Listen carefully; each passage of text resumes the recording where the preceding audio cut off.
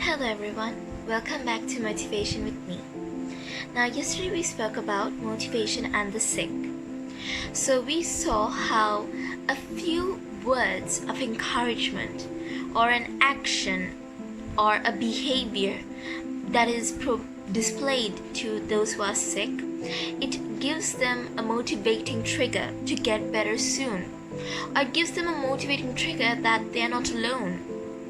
See, and what they require is not the fancy hospitals or the technology. No, they just require your love. And love is the biggest form of motivation. I hope I did remind you, right? When you love your partner or your mom or your dad, the only way you can motivate them is to show them that you're with them no matter what, through the up and down. I mean, your parents were there during the ups and downs of your life. Mine still are. That's why one day I hope to repay them back by being there for them. Just as much as I needed them, I want to be there for them as well. So, that is a lot of motivating, right? I mean, that's a lot to do. But we must not forget that even when a person is sick, that's when they're at their worst. They feel down, they feel alone, they feel like, why is it happening only to them? It is at that point in life, that point in time, that phase, that you should be there for them, even if you know them or not, whether it's blood related or not. Being there for someone, it's actually beneficial not only for the sick person, but for you as well. So now, today we're going to do a reflective story. Now, this is a story about a boy and how much of faith he had that tested him. Now, there was a little boy. I will be referring to the character as the little boy. You will know why at the end. Now, this little boy was very short for his age. I'm not saying he had dwarfism. He was just short. Like, he would grow up to be a very tall man. It's just that he was shorter than his friends. And due to his height, he was bullied a lot. Now, because of his bullying, his dad was his only companion. It was the only best friend he ever had. Because his dad always gave him that push. Do you believe you can do it? Were always in the tip of his tongue when he would advise the little boy. Do you believe you can do it? When the little boy heard those words, he had a boost of motivation, a boost actually. It was like a rocket ship. And he would try and do new things just because of those few words. Now, this story is taking place during the World War. So that was the war that was happening between Japan and the high countries. So now, this little boy's dad was in the army, and one day he got a telegram saying that they needed him to come to the camp. At first, it was just devastating news to the little boy. That's his friend, his only companion. And he was told by his dad that he'll come back home soon. This little boy was devastated every day, listening to the radio of how the wars were going, how many lives were lost, and what were the new type of plans the governments were making, where they would strike first. So hearing all the war melodrama from the radios and the TVs, it just made him feel uneasy. He was really alone. He was actually worried for his dad.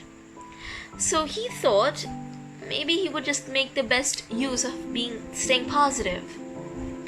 So while he was walking down the street one day, he saw a pair of boots that his dad loved so much but could not afford it. So the little boy thought, I will get these for him, so that when he comes home, he'll be so happy. So he saved up all his money that his mother gave daily, and within 2 weeks he was able to purchase those boots his dad loved. While hugging them so tightly on his way home, he was caught by the bullies. And they were tossing and throwing the boot around amongst each other. and one of them filled the boot with water, while two others held him down by his hands, and they poured that on him, that dirty water. He went home all ragged up, blood-stained, and his clothes a bit torn up. When he went home, he saw his mother crying. His brother was really furious. He had an elder brother. He was looking out the window very furiously. His mother told him to come closer and hugged him ever so tightly and told him that they asked his father to be shipped to Japan where the war was going on. Hearing this, the boy got so much anger. He was so angry with the Japanese because he thought that they were going to take his best friend away. He was filled with such rage. When the mother saw that this boy was beginning to show signs of isolation, sadness, the mother took him to a magic show. And of course the bullies were all there. Now, this magician was a little different. He always, of course, card tricks, slicing boxes, whatnot, magic was not shown. I don't know about you guys, but I have not much interest in magic. I really, at times it will make me believe and not believe, so you don't know who is lying. But I do love illusionists. They illusionize you, right? They just take you to another world. That's different from magic though. So now this boy went to the magic show, and the magician wanted a volunteer from one of these audience. All of them raised their hands up, except for the little boy. When he saw that, he called the little boy. And at first, the little boy was very shy, like, okay, why am I going up? But the magician was concerning him, was saying, it's alright, you can come up, son. He was being very gentle, comforting. So the boy came up, and the magician asked him, get that bottle to come towards you. Now it was on a table. He was standing on one end, and the magician told that boy to bring that bottle, which was on the right end, to come to him. So the magician showed him how to keep his arms. There was a certain stance needed, and he was doing it. And then everyone in the audience, especially the bullies, was laughing at him, saying, you done midget. They were actually making a fun out of him. The little boy felt really, really sad and upset. He didn't want to do it anymore. Then the magician told him a magic sentence. Do you believe you can do it? Hearing that, he remembered it was the same line, the same phrase his father told him. And believing his dad's words, he didn't stop. He kept doing the stance until suddenly the bottle came towards him. Everyone was shocked. They really thought he was magical. But apparently there was not much of a reason. So everyone kept that belief. Alright, he's magical, he's very special. And from this magic trick, the little boy understood that anything was possible. But he wondered, is there some way he could bring his dad home? Surely. That's when he went to a church and he spoke to a priest there. And he asked the priest, I want to bring my dad back home. What can I do? What can I do to bring my dad back home to me and my mother and my brother? The priest was very surprised at this young boy's eagerness to bring his dad home. So the priest gave him a list of things he should do. That doing those things on the list will help him bring his dad back home. Now, when the boy saw the first thing on the list, he was at first very reluctant because it said, make your enemy your friend. Now, his real enemies were not the bullies. It was the Japanese. And why? It's because he felt that they were responsible for the war and that the war took his dad away. So he was having much more anger to the Japanese than with his bullies. So when he saw that, he was like really reluctant, like, should I? Is this necessary? Like, it was like banging in his head. But then the priest said, you should, if you want to get your dad back home. Always remember to have faith, he said. Now there was one Japanese old guy living in that vicinity, and no one ever spoke to him because they thought he was one of the enemies, and same old story. But the little boy, very reluctant, still anyhow wanted to complete the list because he wanted to bring his dad back home. That was his main issue, just to bring his daddy back home. So on the first day he went, the Japanese man didn't welcome him. He just shut the door at him. He went the second day, same response. The third day, the Japanese man saw that he was coming. Why was he coming? To befriend me. That's when the little boy told him that he had a list he wanted to complete, and the first thing was to make a friend with your enemy. So the Japanese man was like, okay, let's see how this works. And that day, the Japanese man took him to get some ice cream. It was really fun, right? And they began to, open up to each other slowly. The next thing on the list said, give food to the poor. And with the help of his Japanese uncle, he did. He gave a lot of food to the poor. Another thing on the list said, give your clothes to the poor. And again, with the help of the Japanese uncle, of course, he gave the clothes to the poor. Now, seeing this behavior and seeing that he was actually befriending a Japanese person, his elder brother got really furious with him. Why are you befriending the enemy? Everyone hated him. The whole village hated him just because he befriended a Japanese guy and because he was doing some unusual tasks. Feeding the poor, clothing the poor, like doing those unusual tasks. It was very unusual back then. It was not like normal. They thought that he was actually going crazy, especially befriending an enemy. But the little boy said we should all have faith. I have faith that doing these things on the list, I can bring my dad back home. The eldest brother said, don't be a midget. Don't be a dunce. Dad won't come back home just because you complete a bunch of things on your list. Hearing that, he told the same words his father said. Do you believe he will come back? At that question asked, the eldest brother was just out for words. That's when he challenged him. He told the boy, if you think you're so full of faith and magic, then try to move that mountain. Because see, the little boy said, when you have faith, you can move mountains. I mean, it's also there in our Bible.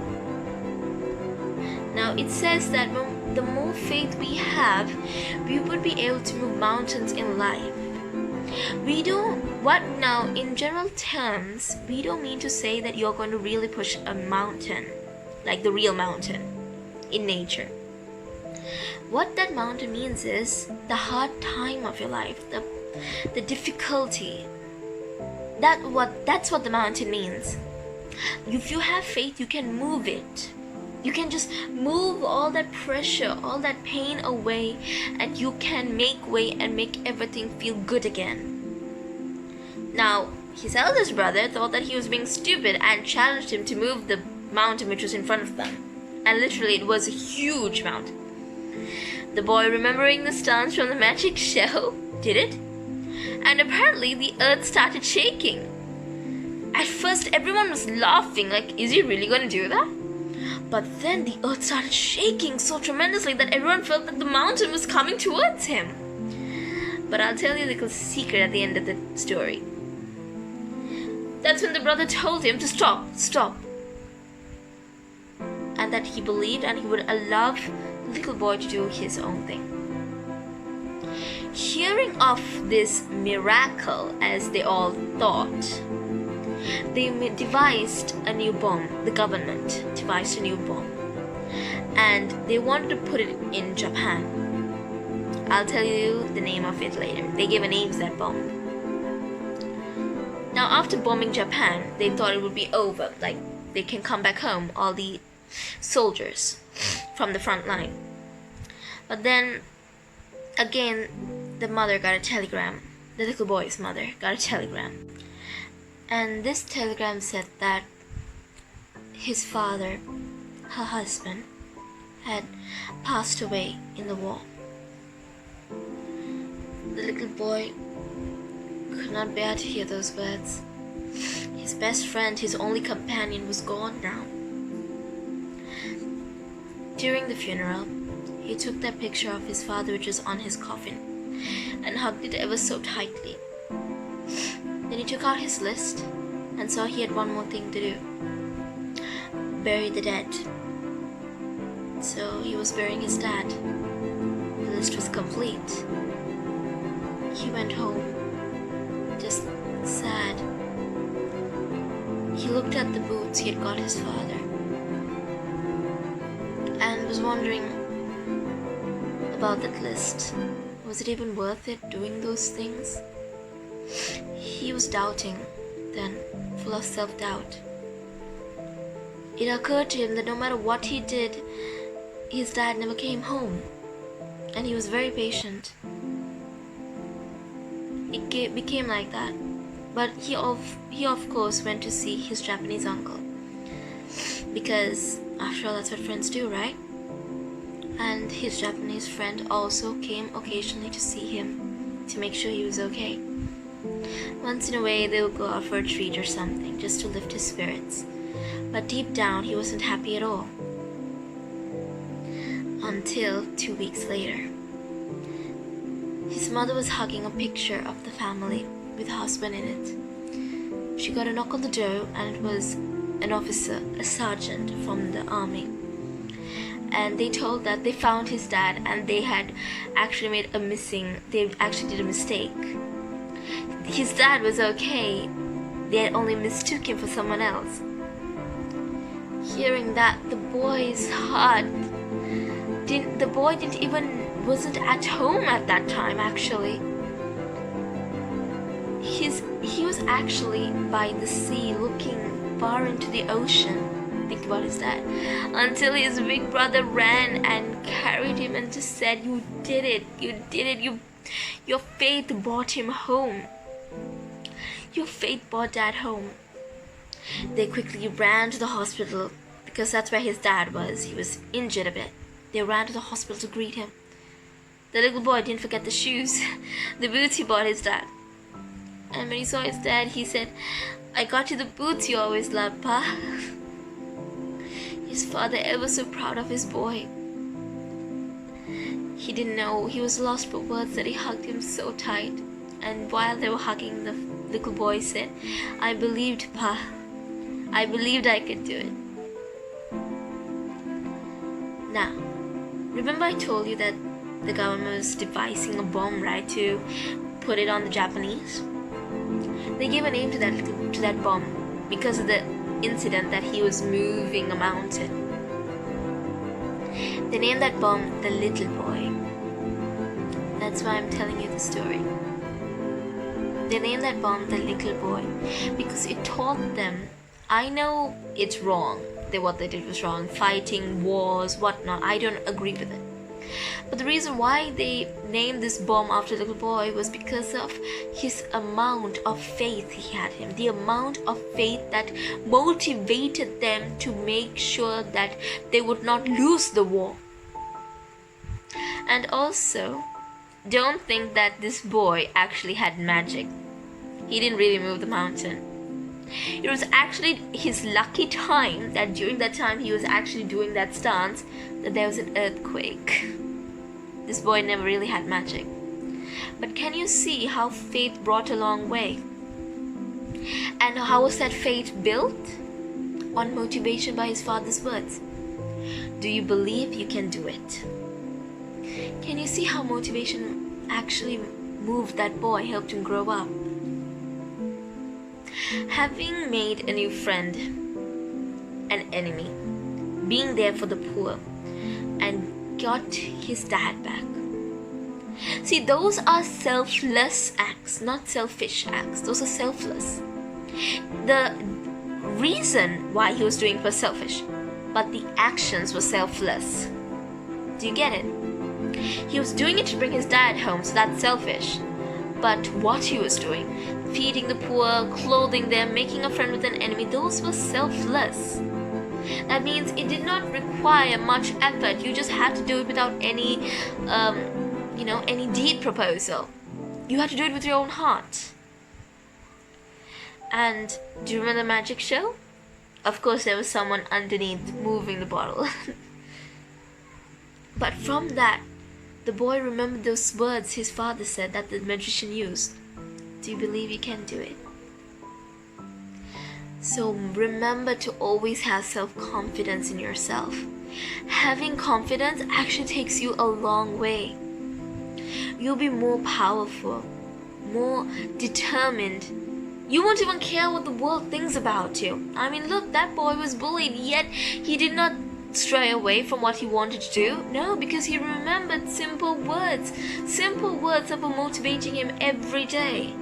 Even after they got the news that his dad had supposedly died, which was a mistake. Can you see how motivating it was? It's a different type of feeling that motivation gives. Why I say this is because motivation comes not in a very easy way. It comes in a way in terms of aggression even. When someone's aggressive onto you, they'll even put their anger on you. In a way, it's motivating. You want to show that person you're better than that person, right? I mean, you don't want to go and start a cat fight, would you? That boy didn't. I mean, you're just fighting fire with fire. One of you has to be water. There's always a solution to everything if you just look carefully. There's always a depth. There's always a depth. And remember to always remember to motivate yourself just as you motivate another person. I've always told this. I remember I telling it to you in yesterday's video. Remember to pass it on. Pass on your good deeds. Pass on your good words. It doesn't have to be even to a family member. To anyone. Pass your good deeds. Pass your good words. Because it does not cost you anything. Those are the only things you get free. And those are the only things you benefit. And those are the only things that will take you a long way in life. So that's the end of our story and today's video. I hope you guys enjoy. And stay tuned for tomorrow's video, which will be on motivation and growing up. Now, it will seem like the very first videos I've done, but I'm going to go in a bit of a detail and tell you how to build up motivation in yourself. We're going to go step by step. There'll be tough times ahead of you, but remember you're not alone. Remember this phrase. I wrote it in one of the comments that was made by a very good friend in YouTube. Always remember, those who praise themselves will be humbled, and those who humble themselves shall be praised. Remember that. Because when you bring yourself down, be humble, then you know how much of motivation you can give another person just by doing nothing.